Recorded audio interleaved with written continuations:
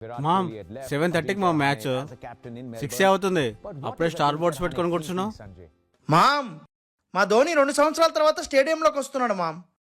చూడు, ఇప్పుడు ప్రాక్టీస్కి వస్తాడా, టాస్క్ వస్తాడా, తర్వాత ఇంటర్వ్యూలు ఇస్తాడా, ఆ తర్వాత మా తల ధోని స్టేడియంలోకి ఎంటర్ అవుతుంటే డీజేలు అరుపులు ఎలా ఉంటది మామ్. అదంతా నేను ఎలా మిస్ అవుతా మామ్.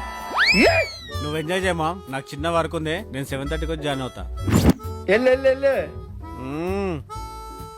Ma'am bye mom. ఏంది మామ్ బ్యాగ్ వేసిన వేడికి? మ్యాచ్కి వెళ్తున్నా మామ్. ఏంది ఈరోజు హైదరాబాద్ మ్యాచ్ ఉందా? హైదరాబాద్ కాదు మామ్, అహ్మదాబాద్. అహ్మదాబాదా?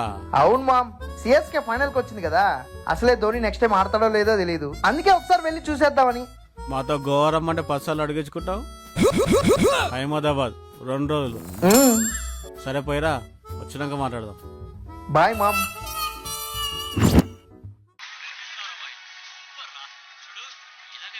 ఏం చేస్తున్నావు మామ్?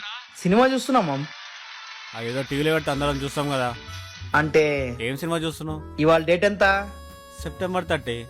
ఇవాళకి ఎంఎస్ ధోని రిలీజ్ అయ్యి 5 years అయింది మామ్, అందుకే ఒకసారి వాచ్ చేస్తున్నా. మామ్ థియేటర్లోనే 7 times చూసినా కదా మామ్. మామ్ అదొక sentiment mom. Dhoni jersey number ఎంత తెలుసా? నీకే తెలవాలి ఇక చెప్పు.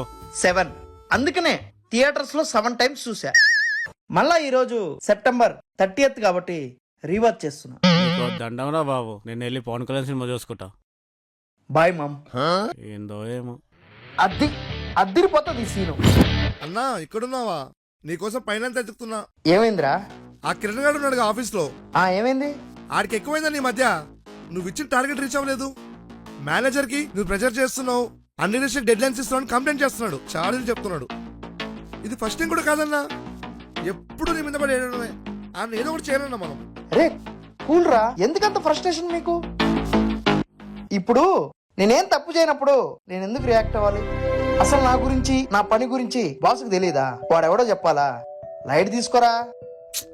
ఏంటన్నా నువ్వు వింటున్నా? నాకేంత కోపం వస్తుంది. నువ్వు అసలు రియాక్ట్ అవ్వట్లేదు, చలనం లేకుండా ఉన్నావు. నీకు అసలు కోపమే రాదా? అరే మీరు అందరూ అంటుంటారు కదా ధోని అంటే ఎందుకంత పిచ్చి అని. ఫ్యాన్ అంటే ఆయన వేసుకున్న బట్టలు వేసుకోవడం, ఆయన వాడిన బ్యాట్ వాడడం, ఆయన బ్యాటింగ్ చేస్తుంటే గోల పెట్టడం కాదురా. అరే ఒకరిని అభిమానిస్తున్నాం అంటే వాళ్ళ టాలెంట్ మాత్రమే కాదు, వాళ్ళ వ్యక్తిత్వాన్ని కూడా మనం అభిమానించాలి. వాళ్ళలో ఉన్న కొన్ని మంచి గుణాలైనా మనం ఫాలో అవ్వాలి. ధోనిని కెప్టెన్ కూల్ మైండెడ్ అని ఊరికే అన్నారు తెలుసా? ఇందాక నువ్వు అన్నావు చూడు, వాడెవడో పాలిటిక్స్ చేస్తున్నాడు, ఇరికిస్తున్నాడు అనేసి. ధోనిని ఇలాగా బొచ్చుడు సార్లు అన్నారు, రాళ్ళు ఇసిరారు, కెప్టెన్సీ అవసరమా అన్నారు, నువ్వు ఫామ్ లో లేవన్నారు, జైగొట్టిన జనాలే చీకొట్టారు. వాటన్నిటికి రియాక్ట్ అయినా స్ట్రెస్ తీసుకున్నా ఆ మనిషి ఎంఎస్ ధోని అయ్యిండటరా. ఎవరేమనుకున్నా నా ఆట నేను ఆడతా, ఇండియాని నంబర్ 1 చేస్తానని అనుకున్నాడు, చేశాడు. అంతెందుకు 43 ఏళ్ళు వచ్చినా నీ ప్రాబ్లం ఉన్నా ఇప్పటికీ మా కోసం, మా ఫ్యాన్స్ కోసం క్రికెట్ ఆడుతున్నాడు రా.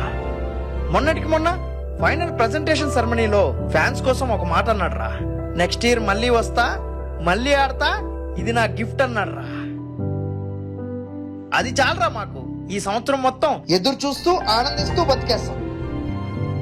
అందుకే చెప్తున్నాను, మనం చేసే పని సిన్సియర్ గా చేస్తే ఎవ్వరికి భయపడాల్సిన అవసరం లేదు.